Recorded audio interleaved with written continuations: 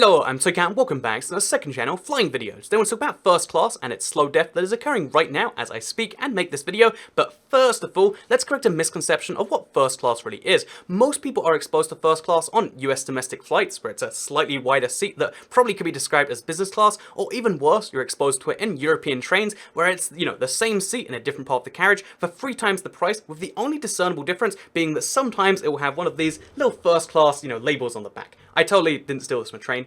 I stole this from a train, I'm sorry. But this is the luxury of first class in the train in Europe, and this is what a lot of people know first class as being. Just like, oh, it's a little tag that says, look, I spent more money on something. But the actual aspiration of first class, the ones people care about, are on international flights. International first class is the thing that is known as one of the most luxurious and aspirational and, just high-end experiences you can have while traveling. It's one of the very few, expensive things you can do before flying private, and as a result of that, it's very luxurious, and the high luxury leads to a very high cost. There is a, the average cost for a round-trip first-class flight regularly exceeds $10,000, and as a result, a very small percentage of travelers can even consider first class. And as a result of this, there are very few first-class seats on any plane. Even the biggest first-class sections rarely exceed more than 10 or 14 seats. And interestingly, this leads to a weird situation where, despite charging tens of thousands, or in the case of the ticket we're talking about today, a flight from London to Japan direct with British Airways, if I bought it today, would cost £9,595. That's $13,000 roughly.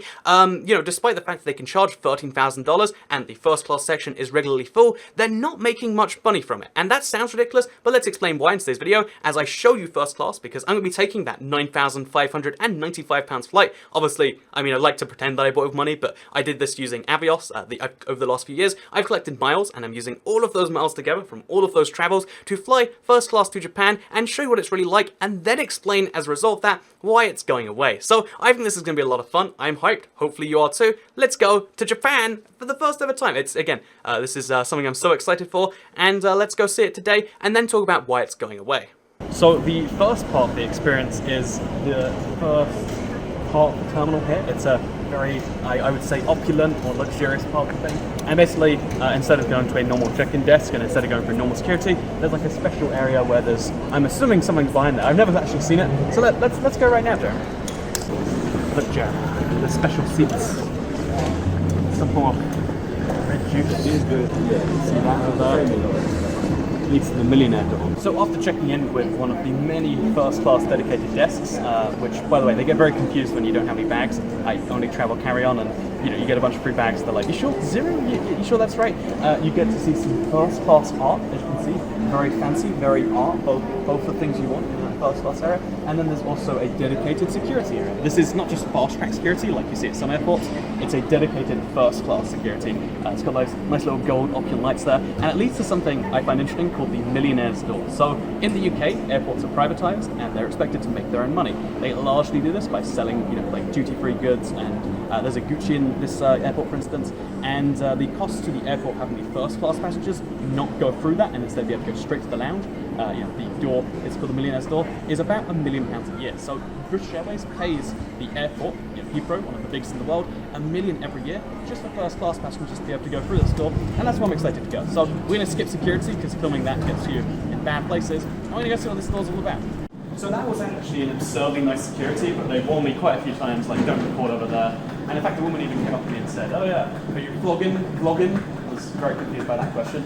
But yeah, as you can see, after a very nice security, one of the nicest I've ever seen, you go through a nice little hallway. I don't know what the purpose of this quite is, besides to just look nice and draw your eyes into some European Union logos. Is that what they are, Jeremy? They are, right? They're EU logos. Perfect thing in London at this time of year. And some union too. So yeah, after this you get to the welcome sign and you get into the first class lounge, which is where we're going today, because that's a key part of it. Straight from security into the lounge. Boom.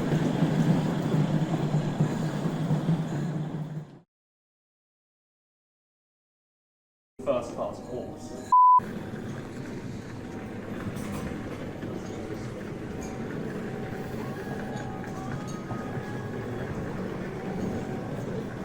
So one of the first nice things you get to see is the terrace area. So this is like a outside-inside area. Like if you look up, we're technically inside, but it doesn't feel that way.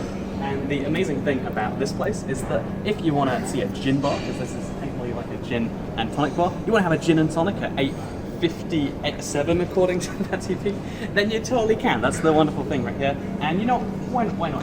How often are you in the terrace lounge regardless? But yeah, the wonderful thing about this is not just that it's like a really cozy looking, look over here, it's a really cozy looking gin bar. It's the fact that you actually get the most amazing view of the entire runway. Maybe it's just me that cares about runways and planes and stuff, but personally I love being able to see just like all the planes taking off. It's a really nice view, and you can see all of it. You can see so much. It's beautiful, and that's really what this is all about. So yeah, let's grab a gin, let's grab a tonic, and let's go. Are you meant to pour it this way, Jeremy? You need the gin first. This is the order, and let's go for it now, and I'll let you know how it is. I doubt I'm going to use it. I just want to keep it going regardless.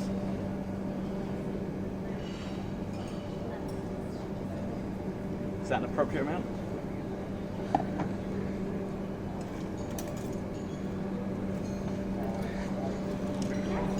Look at you using the pincers on your ice. I was going to use my hand, and I was like, you know, I'm above that. This isn't home. Yeah, right. I pretend I have higher standards than that my ice. Have a sip. Oh, that is delightful. I might have a second.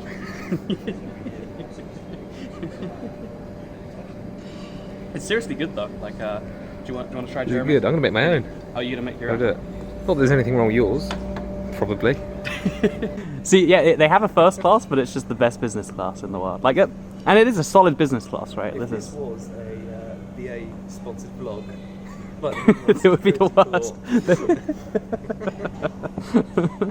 They asked if I was sponsored by BA, basically, and I kind of regret not saying yes because I feel like there might have been some benefits to that. If we get really good service now, do we have to blame it on the fact that BA knows that I'm vlogging? Should I just accept that fact and just move it? On to the question. I can't remember what you told them.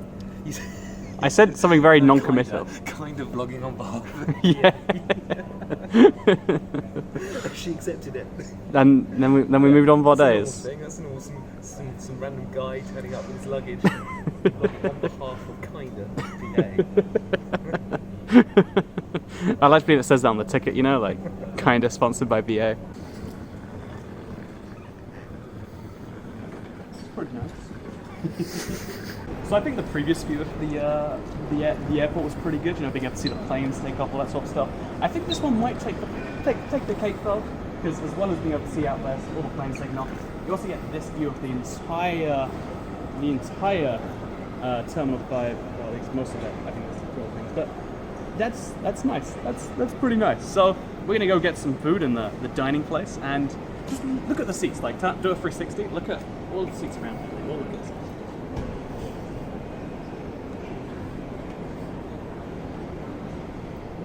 It's crazy. Okay, let's go eat. You got it?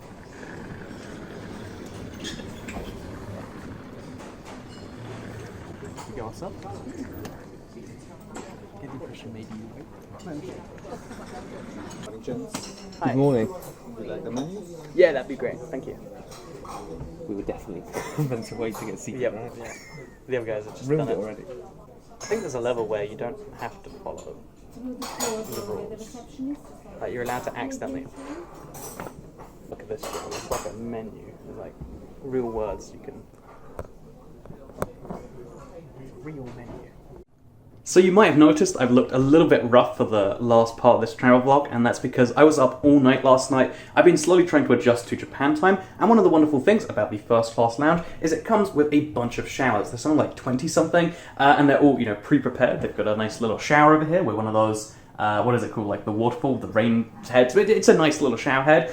Comes with the towels, comes with everything you need to have a great shower, so that just before your flight you can go on fully refreshed. And given that one, I was up so long, last night just kind of doing nothing, and two, I'm going to be going from an 11-hour flight straight into staying up all day in Japan. This is going to be just what I need. So let's get back here in a second once I'm actually feeling refreshed. And I've got a new, not just IBX ToyCat t-shirt on. And I cannot tell you how good that feels to have showered in an airport, because, you know, even though it's a fairly normal shower, you can look at, like, weird stuff like an orange spot on the ceiling and be like, oh, it wasn't the perfect first class shower. Being able to shower before a flight feels pretty good. I'm going to go into that feeling 100% fresh. I've never showered literally an hour and a half for a flight before, because it's never been possible until right now. So, love that, to say the least. And let's go experience the rest of the lounge now.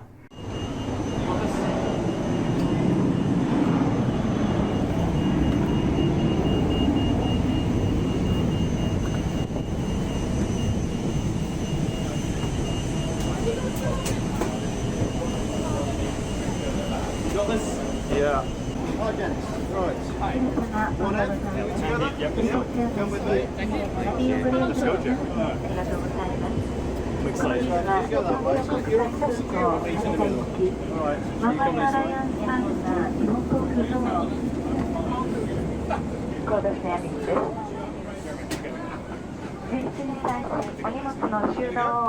very much. Thank you. What are you thinking, Jeremy? I think it's lovely. Looks pretty crazy, right? Okay, so I'm aboard now. I'm at my seat, and let me just say, this is one of the craziest seats I've ever seen, let alone sat in. And let's kind of dive into why that is. So, first of all, we've got crazy leg room, as you can see, stretching my legs all the way out. I still don't use all of this space because it's designed to have a second person be able to sit there, so you can have like a business meeting. They've got a seat belt, so you can even do it during turbulence. What a wonderful little thing. This also turns into a footrest if you move it down, so you can have a footrest like that. Again, just a smart little thing like that. Then as well as that, you've got a lot of storage over here, like just things you can put there if you want to. A little cute light over there, a TV that pops out or can be hidden away. So if you want to stare at the blank wall, which sometimes you don't want to stare at screens when it's dark, that's wonderful. Like they've thought of a lot of different things here. The way the table is done is really clever as well, where it kind of hides in this compartment until I'm gonna whack my own glass here. I've been on the plane for a while. It's been a little bit of a delay here, but basically, as you can see right here, you have to like press it out, but when it does come out, it's a huge table if you want it to be. So if you like having dining space, which personally I do kind of like, you have a lot of it right here. Like seriously, the amount of space it takes up, pretty crazy. So yeah, this is one of the biggest seats I've seen in a very long time, because it is, I guess, first class after all. And the best bit is if you're sitting next to someone and you want a bit of Jeremy in your life, what you can do, you can spin it open, and there he is. Look at that. So yeah, that is the seat, and hopefully that gives you an idea of the kind of benefits of the first class one. So one of the interesting things about first class, besides just the extra nice seat that you've already seen, is that the food is meant to be of the highest caliber on the plane. And I think that's definitely true, because I've never seen any meal like this on a plane. Have you? Look at this. This is like full-on restaurant quality chicken burger. I think it's a chicken burger. It's like Louisiana kitchen chicken burger. Look at these fries. There's like onion rings. There's coleslaw. It's absurdly good. And yeah, one of the small little benefits is that the food just goes a whole notch up. You get everything's a little bit cuter here, and just have to give it some bonus points for that. The dining is meant to be one of the experiences that we get here, and it definitely seems to be that way for me. So two big things, at least so far. Seat is just bigger and better than even a business class one, and the food, this is amazing. I haven't seen anything great like this in a while on the ground, let alone in the sky. So I'm excited to eat a very generic but exciting meal. But yeah, actually, let's just do this.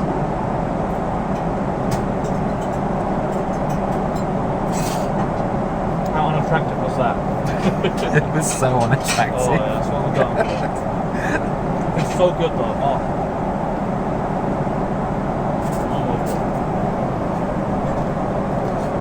I've had a lot of okay meals in this flight so far.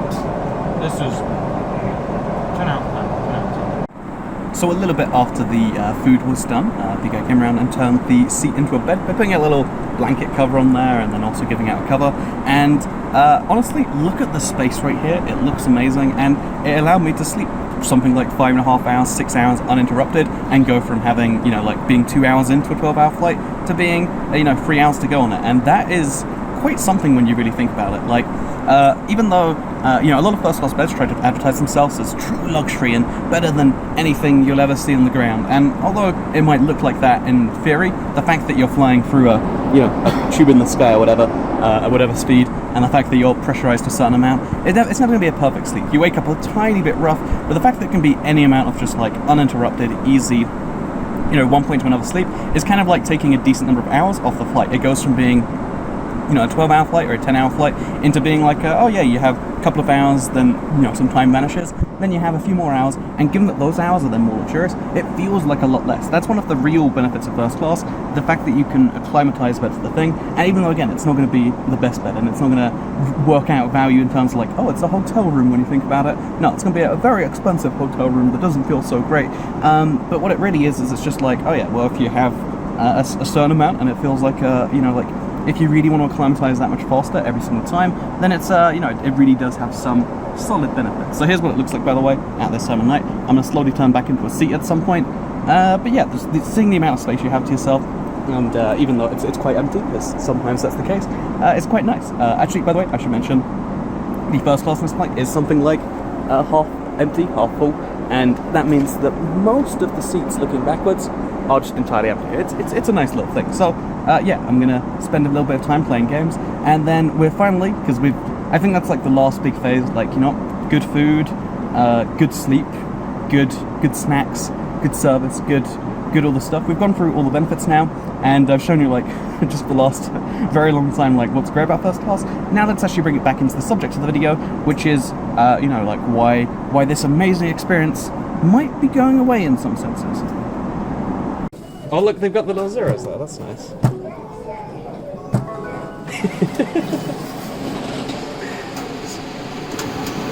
have to hide it from the camera, but everything else you can see. And get this, look. I think you got to take the receipt first, right? Oh. It's like we just want to present you your money. It's amazing. I love it. That's social shareable content ledger. It's like a snake absorbing the platform. So we're in Japan now, in Tokyo to be precise. It's a dream come true to be here. It's amazing. In case you're curious, the last bit of the flight was super efficient too. Tokyo Haneda Airport, maybe we just got lucky, but literally we got off the plane onto a bus, an airport limousine. The airport limousine took us to the terminal, and it was 40 seconds to go from, you know, getting off the bus to being through immigration. Another 40 seconds, we're through customs, and we're in Japan. It's crazy. Everything here blows my mind. I love it. But let's finish the point about first class, because I started the video saying first class is dying, and here's why. And then I've just spent the whole video saying, look how great first class is. Look how luxurious it is. Look how opulent and crazy this is. Maybe it even made you want to, you know, get first class one day in that dream lottery scenario, or maybe, you know, save up Avios, whatever it was. But why am I showing off a great product and saying this should exist? That doesn't make sense, right? But the answer actually comes down to economics. A little bit of economics, a little bit of marketing. First class is going away for two major reasons. It's got competition from the top, it's got competition from the bottom, and it's getting squeezed out because of that. So it faces competition, first of all, from the bottom. So bear in mind that on a regular plane that does have first class, there is going to be maybe 10 first class seats, and sometimes up to 50 or 60 business class. The first class to business class ratio is always going to be hugely weighted towards business, and given that airlines need to, you know, and therefore they need to sell more business class seats than first class seats, and given that there's a huge difference in price from economy, you know, a multi-$100 ticket to a, you know, multi-$1,000 ticket, that huge upgrade, getting people to make it, requires them to upgrade what business is. Business needs to keep on going up, and most of the perks that go to business have to come from first. The lie flat bed used to be a first class thing, now it's just the standard in business class, right? Pajamas used to be a first class thing, now it's a standard business. More and more things that used to be only available in first are now available in business class. In fact, if you watch back this video, even though it was first class and there's a lot of nice details, most of these things you'll see in my Qatar video. In fact, there are some things in Qatar's business class you won't find in British Airways first or in Lufthansa's first, because a lot of airlines' business class is better than other airlines first. So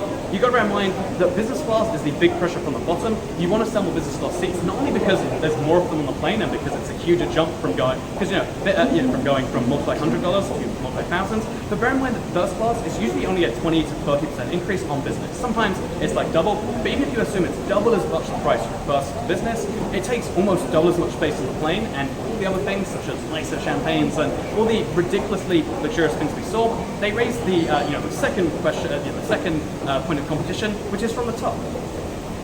But there's also pressure on first class from the top, and that seems kind of weird that, like, wait, so there's pressure not to make first class seem too good to business passengers, but you also have to do the exact reverse thing and say, well, also you need to convince business passengers to go from spending a few thousand, you know, a lot on a ticket, to spending many thousands. You know, the difference between a $3,000 ticket and a $13,000 ticket, or whatever the price differences can be, it's usually 2 or 3 times, is quite a serious thing. And when you bear in mind that the economics of it means that a first class seat can be twice as big and consume twice as many resources, it's a real challenge on that front, as well as the fact that obviously if someone is willing to spend that much, if they're willing to unconditionally fly first class because their disposable income is that high, why are they going to do it on your airline? If someone is a first class passenger, do you know where the best first class seat is? It's on an airline that probably isn't yours. The best first class in the world is debatable between, like, you know, Emirates, the bed suite thing, or the Singapore Airlines first class seat. They make what I just, you know, flew in look like that, you know, look terrible. Everything's kind of comparisons to other things, and although on the same airline, it's easy to say, oh, economy to premium economy to business, the first class, you know, like rung is always going to be held by another airline. Although there's always going to be one airline that offers something that might be called a first class. First class as a whole is dying. If you look at every airline in the industry, so many more every single year decide, why try and compete? Why try and create luxury that isn't too high but is also quite high, also makes us a profit, also does this? It just doesn't make sense to most airlines. So first class is going to be limited to a certain few because it's always been a tiny percentage. It's always been just for the sake of having status in the airline, you know, having celebrities choose to fly you, and that's not something that every airline wants. When it comes down to it, this is something that sounds negative on the surface but is actually a good thing. Airlines are all about economics. First class is great, but it doesn't economically make sense for most airlines. And even the airlines it does make sense for, it's not about economics. You know, Singapore and Emirates both have interest in getting you into their countries, and as a result, that's, you know, because first class isn't economical, it doesn't exist. And it sounds counterintuitive that a product that everyone wants in the world can't exist. But when it comes down to it, everything in the world, at least in the free market economy that you likely live in, everything in the world really does come down to, does it make economical sense? And you've got to start to think about that sometimes. The miracle of flying is the same thing we're doing everywhere. It's just how high of a luxury can they make a profit on? And again, that sounds negative, but really that's the good thing. That's the thing that allows you to have cheaper flights, and, you know, rather than subsidizing someone who's doing something like that. Anything that is on the plane exists there to make revenue, to allow more people to do the thing, which is 2 thumbs up for that. So thank you very much for watching this second channel video. Again, like I said, the real service the airline gave me, even though it was an amazing 12 hours, the thing everyone got from that flight, even in economy, even in everything like that, was they got to go to Tokyo, Japan. And like I said, this is the most amazing trip I think I've ever been on as a result. I am super excited for this. Maybe you'll see some more videos in the future. But even if you don't, thank you very much for watching. Second channel, don't care. Goodbye.